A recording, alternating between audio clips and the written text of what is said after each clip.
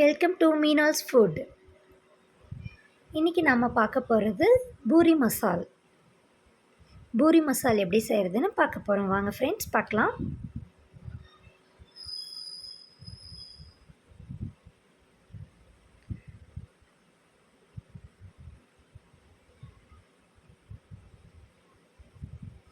உருளைக்கிழங்கு 6 எடுத்து வேக வச்சுக்கோங்க. லைட்டாக கீறிட்டு வேக வச்சுக்கோங்க.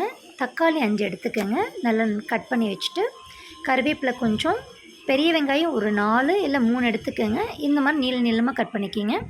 பச்சை மிளகா ஒரு 5 எடுத்துக்கோங்க. 4ஆக வகுத்துருங்க பச்சை மிளகாயை. இஞ்சி ஒரு துண்டு, அதை நல்லா பொடியாக நறுக்கி வச்சுருக்கேன். கொத்தமல்லி கொஞ்சம் எடுத்து வச்சுக்கோங்க வாஷ் பண்ணி. இப்போ ஒரு பேனில் 3 டேபிள் ஸ்பூன் ஆயில் ஆட் பண்ணிடலாம். கொஞ்சோண்டு பெருங்காயத்தூள், நம்ம உருளைக்கிழங்கு சேர்த்துக்கிறதுனால கொஞ்சோண்டு பெருங்காயத்தூள், கடுகு, உளுந்தம்பருப்பு 1 டீஸ்பூன், சோம்பு 1 டீஸ்பூன். நல்லா கடுகு வெடிச்சதுக்கப்புறம் இஞ்சி கட் பண்ணி வச்சுருக்கிற இஞ்சியை இதில் முதல்ல நல்லா ஃப்ரை பண்ணிடுங்க. இஞ்சியை இதில் நல்லா ஃப்ரை பண்ணிடலாம். கொஞ்சம் கருவேப்பிலை ஆட் பண்ணிக்கலாம்.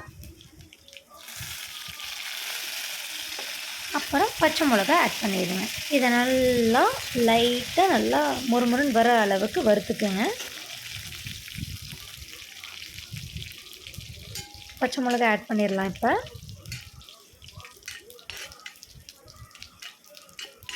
நல்லா இஞ்சி வெந்துருச்சு. இப்போ பச்சை மிளகா ஆட் பண்ணி நல்லா அதையும் ஒரு வதக்கிடுங்க.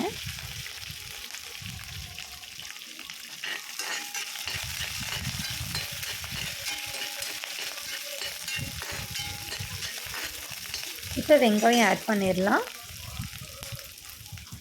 எப்பயுமே பூரி மசாலாவுக்கு வெங்காயம் நீளமாக இருந்தால் தான் நல்லாயிருக்கும், டேஸ்ட்டாக இருக்கும்.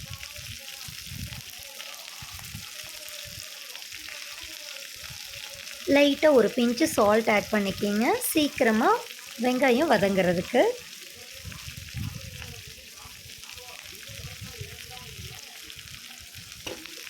நல்லா ஒரு 10 மினிட்ஸுக்கு நம்ம இந்த வெங்காயத்தை நல்லா வதக்கிடணும்.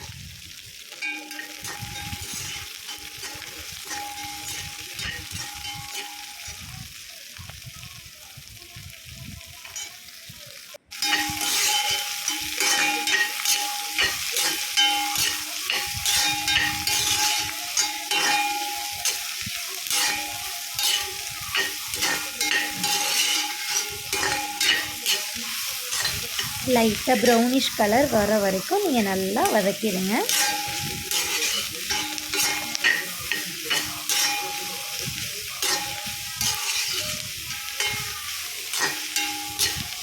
இப்போ தக்காளி ஆட் பண்ணிடலாம்.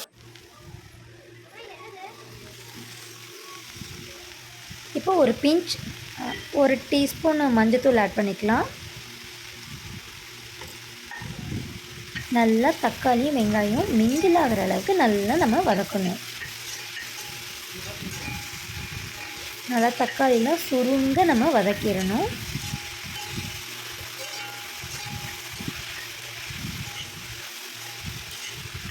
நல்லா வதக்கிடுங்க.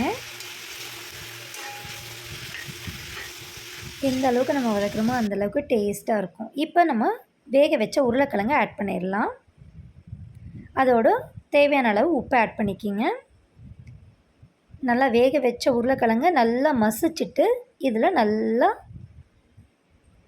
மிங்கிள் ஆகிற அளவுக்கு வதக்கிடுங்க. ஒரு 5 மினிட்ஸ் இதை வதக்கிட்டு இதில் நம்ம கடலை மாவை கொஞ்சம் தண்ணியில் மிக்ஸ் பண்ணிவிட்டு 2 டேபிள் ஸ்பூன் கடலை மாவு எடுத்து தண்ணியில் மிக்ஸ் பண்ணி நல்லா கரைச்சிட்டு இதில் ஊற்ற போகிறோம். அப்போ தான் நீங்கள் உங்களுக்கு தொட்டுக்க நல்லா திக் கன்சிஸ்டன்சியில் கிடைக்கும். இல்லைன்னா வெறும் தண்ணி விட்ட மாதிரி இருக்கும். ஸோ இப்போ கரைச்சிட்டு அதை இதில் ஊற்றி நல்லா 1 கப் தண்ணி ஆட் பண்ணிவிட்டு நல்லா மிங்கிள் பண்ணி விட்ருங்க எல்லா இன்க்ரீடியன்ட்ஸையும். தக்காளி, வெங்காயம், மேஷ் பண்ண பொட்டேட்டோ எல்லாமே நல்லா இதோட மிங்கிள் ஆயிடணும். அந்த கடலை மாவோட நல்லா மிங்கிள் ஆயிடணும். இப்போ இன்னும் ஒரு கப்பு தண்ணி ஆட் பண்ணி கொத்தமல்லி கொஞ்சம் தூவிட்டு லைட்டாக பேருக்கு கொத்தமல்லி இப்போ ஆட் பண்ணிக்கிங்க. ஆட் பண்ணிவிட்டு ஒரு 10 மினிட்ஸ் மூடி வச்சிடலாம். தண்ணி ஆட் பண்ணி தேவையான அளவு நீங்கள் தண்ணி ஆட் பண்ணிக்கிங்க. ஆட் பண்ணிவிட்டு ஒரு 10 மினிட்ஸ் மூடி வச்சிடலாம். இப்போ 10 மினிட்ஸ் ஆயிடுச்சு. இப்போ கொத்தமல்லியை மேலே தூவி விட்டுட்டு ஒரு கிண்டிட்டு நம்ம அடுப்பை ஆஃப் பண்ணிடலாம். இப்போ பூரி மசால் ரெடி. உங்களுக்கு கெட்டியாக வேணும்னா கெட்டியாகவும் விட்டுறலாம், தண்ணி ஆட் பண்ண வேண்டியதில்லை.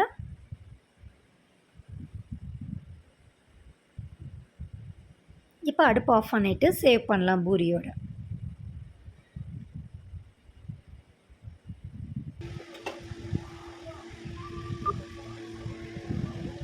எப்பயுமே பூரி எந்த ஒரு எண்ணெய் பலகாரம் செய்கிறதா இருந்தாலும் கேஸ்ட் அயன், இரும்பு சட்டி அந்த மாதிரி வடைச்சட்டியில் நீங்கள் யூஸ் பண்ணுங்கள். சீக்கிரமாக உங்களோட குக்கிங் ஆயிரும். எண்ணெயும் அந்தளவுக்கு குடிக்காது உங்களுக்கு.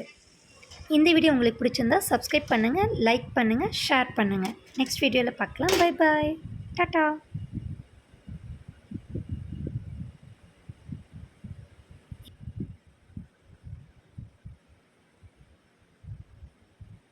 Thank you friends.